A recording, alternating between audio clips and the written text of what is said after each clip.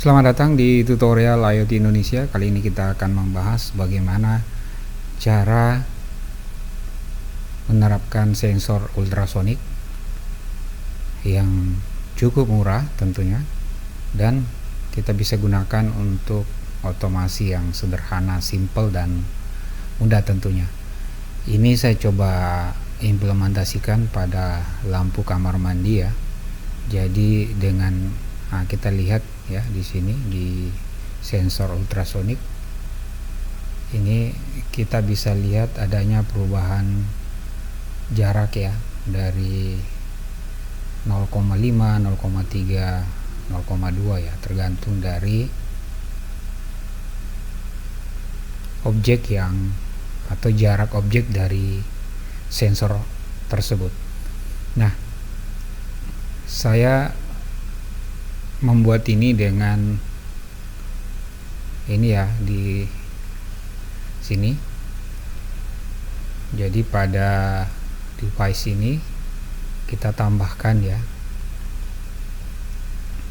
pastikan kita buat manual IP bagi yang mendapatkan IP secara DHCP agar lebih memudahkan dan akan menghindari error-error yang biasa ditemui pada saat kita menginstal atau mengupload di ISP Home. Kemudian di sensornya kita tambahkan platform ultrasonik. Kemudian ada trigger pin. Nah, di sini saya menggunakan ESP32. Saya menggunakan GPIO 27. Kemudian echo pinnya itu di GPIO 14. Kemudian update intervalnya setiap 1 detik ya. Jadi akan ada update setiap 1 detik. Kemudian berikan nama sesuai dengan kebutuhan ya. Kemudian saya berikan nama sensor ultrasonik. Akurasinya saya tambahkan desimal 1 desimal ya. Kalau Anda mau tambah 2 silakan. Kemudian tambahkan filter lambda, if, is, none, dan seterusnya. Setelah itu Anda save, kemudian install secara wirelessly. Selanjutnya setelah kita install tadi, kita bisa lihat ini ya proses yang terjadi. Jadi dengan sensor ultrasonik ini kita bisa membuat otomasi ya. Nah, otomasinya kita bisa lihat di sini. Saya sudah buat otomasinya ya. Jadi otomasi yang saya gunakan adalah pada saat sensor ultrasonik mendeteksi ya. Jadi jika sensor mendeteksi kurang dari 1 meter, ada pergerakan kurang dari 1 meter, maka kita berikan aksi nyalakan lampu ya, saklar LED ya, atau saya ibaratkan ini sebagai lampu kamar mandi tentunya. Jika ini bisa disesuaikan, jika kamar mandi misalnya ukurannya 1 meter, berarti minimal kita memberikan nilai kurang dari 1 meter, misalnya 80 ke bawah, atau di bawah daripada 80, atau di bawah daripada 1 meter tentunya. Nah, setelah itu kita simpan. Kemudian kita bisa simpan tentunya ya. Setelah kita simpan, di sini tadi untuk uji ultrasonic on itu kita sudah buat, sudah kita implementasikan tadi bahwa pada saat terdeteksi ya, artinya pada saat sensor ultrasonic terdeteksi, maka apa ya, misalnya terdeteksi kurang dari 1 meter, ada pergerakan kurang dari 1 meter, maka kita buat aksinya untuk menyalakan lampu. Demikian juga sebaliknya untuk mematikan ya lampu ya, tentunya berdasarkan sensor ini. Pada saat sensor itu nilainya di atas 1 meter, artinya jarak sensor di atas 1 meter, maka otomatis akan menonaktifkan lampu. Nah, ini akan memudahkan kita ya. Jadi bisa kita gunakan juga sensor presence detection atau sensor radar.